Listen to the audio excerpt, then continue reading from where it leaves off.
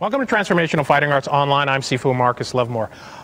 Today we're going to be doing some knife techniques, some very fundamental knife technique. The knife that you need to get, I highly recommend a wooden knife, usually some of the Japanese knives. Why? Because it tends to slide over the skin pretty well, and you can use it, and it's not, sharp. That's the big deal. They come in some rubber types, but what I find with some of the rubber types is that they tend to leave a mark and they tend to create friction on your hands and arms, so I really don't recommend those. Just remember, this is poking strong, so if you're going to poke somebody, make sure that you're controlling yourself. So this is the best knife. It costs about $8. Pick one of these up. What we're going to be going over today is your lines, right? All of the different lines you have to go through. Because eventually we're going to go unhanded, because I don't really recommend anybody carrying around large knives in their pockets or anything like that. But the concept is, in order to defend against a knife, you need to become a knife fighter. Okay? So that's what I'm going to do. I'm going to teach you some of the basic knife fighting concepts. But before we go into any kind of defense against the knife, you need to understand the different lines that a knife is going to come at you at.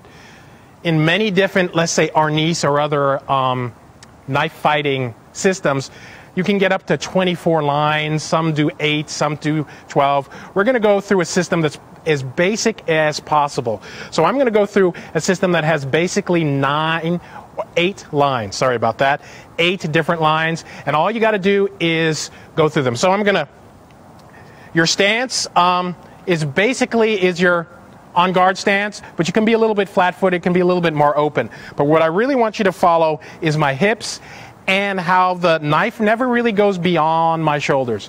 Because that barrel concept that you're using, let's say with your hook punch, I highly recommend you take a look at that, is the same thing with your knife. You don't want your knife is not like a sword. In sword fighting, right, assuming this was a sword, you're in big motions, big swipes through your target.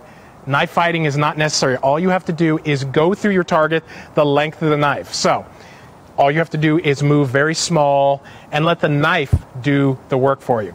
The other thing is, the blade of the knife should be looking through the knuckles of your fingers. See that? So you're cutting with this blade. So if you're using maybe an oval knife, remember, the knuckles are the cutting edge. The other thing is, you don't want your finger like that, because it's going to get cut off in knife fighting. So you want a nice strong grip.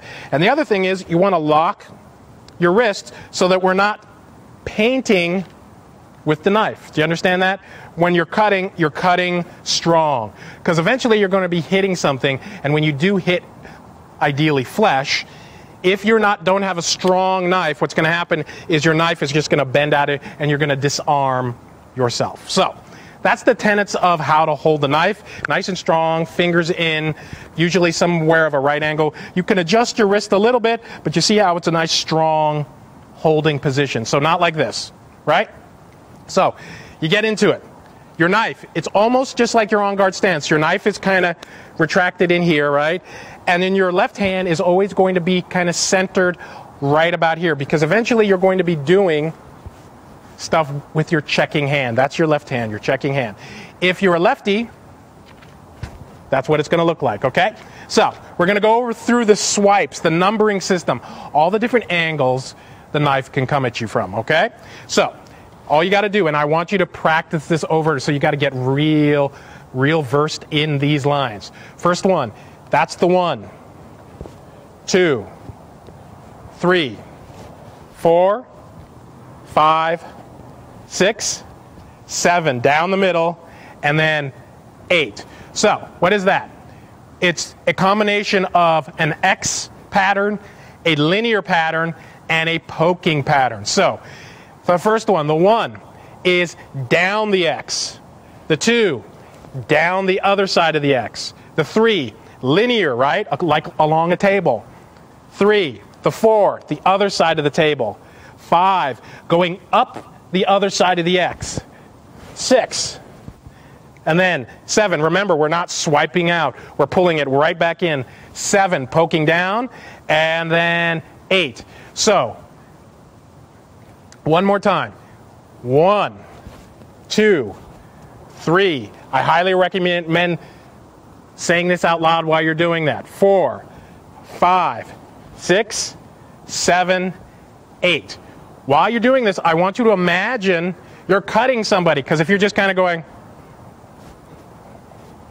right, it's not going to work. Ideally, what you should do is aim at yourself in the mirror and see where you're cutting. So where are you cutting? With the 1, you're cutting the jugular, down the jugular, into the neck. 2, the other side of the jugular. The 3, along the side, right? The liver, the spleen, something like that. The other side, stomach, right? The upside, the groin, or up into the chest area, right? The other side of the groin. The 6, the 7, you're poking the heart, the stomach, the groin, if you whatever you want, shish kebab ball, I don't care, right? And the 8 is usually down into the throat or down into the nasal passages. I know it seems kind of gruesome, but this is about saving your life and understanding where people are going to be attacking you so you can deal with that. So one more time, remember, do not go beyond. You do not need to swipe out of here. There's nothing over here. So you want to stay within your shoulders and use your hips to generate the rotation. Hips, you see how my hand hardly moves, right? Staying within this area, because realistically all the knife has to do is change directions like that. So one more time. 1, 2, 3, 4, 5, 6, 7, 8. I would like you to get that smooth and easy. 1, 2, 3, 4, 5, 6, 7, 8. You see how my hip shift every time? That's how you generate the power, okay? So those are your lines with your knife. Practice them over and over again. Once again, the 500 number is what I really like. Okay, so if you have any questions, go to Transformational Fighting Arts online and subscribe for free. I will answer all of your questions, but understand, it is only free because of your donating. So check out the donation page. I appreciate everything you give.